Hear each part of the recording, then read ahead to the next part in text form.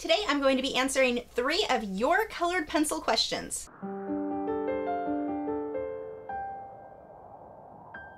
Hi, I'm Lisa, the artist behind Lachri Fine Art. As I mentioned before, I now have a frequently asked questions page on my website. You can head over and check that out. But I also have a new Q&A page where you can submit questions that I may or may not answer in a future video. Today's questions I can answer really quick, so I'm answering 3 of them. The first one comes from Alex Weber, who asks, can you tell me what's the difference between Bristol paper and the Fabriano extra white hot pressed 140 pound watercolor paper? I've only tried the Bristol paper. I talked a bit about this in my recent video of colored pencil supplies, and I'll have a link or a card that will pop up here that you can check that out. But the Bristol Vellum is a very, very smooth paper. So smooth that you're going to be a little bit limited on how many layers you can get to stick to that paper. The techniques that I use and the way that I like to layer, definitely not the ideal choice for me. I also feel I can't get my color saturation quite as deep or dark as I can on the Fabrian Artistico. And part of that just comes back to the Bristol Vellum does not have very much tooth, so there's not much for the colored pencil to stick to.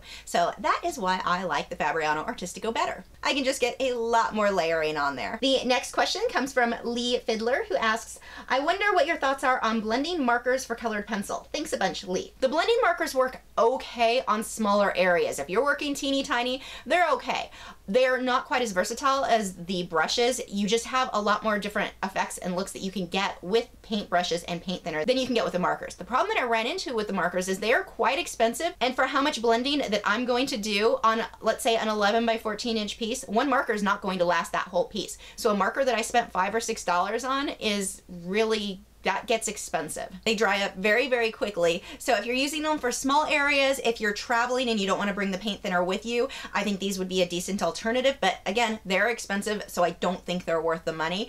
I definitely prefer what I can get with paint thinner and a paintbrush, besides being way more cost efficient. The paintbrush allows me to blend smoothly or more softly, whereas with the markers, you're going to have to add a little bit more pressure, so that's going to give you a slightly different look than what I can get with the paintbrushes. With the paintbrushes, I can push harder, I can push lighter. There are just a lot more looks that I can get with paint thinner versus the markers. The last question comes from Marcus, who asks, I have a little question. I need to know what I have to take for blending polychromos, and is it possible to spray airbrush over polychromos, or is this not a good idea? I already have a video showing you different ways that you can blend colored pencil, so check out that. The card will pop up here on the screen.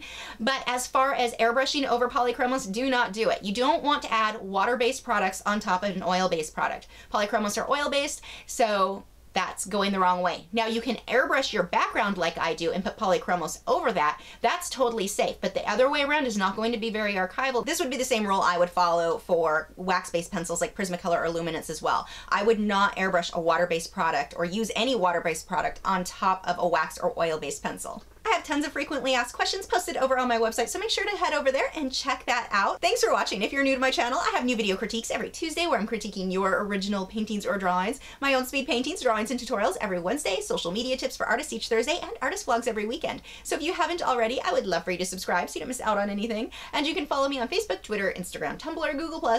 All of those social media sites are linked below in the video description where you can keep up with news, my newest work, and see real-time clips of whatever it is I'm currently working on. I'll see you guys in a couple of days.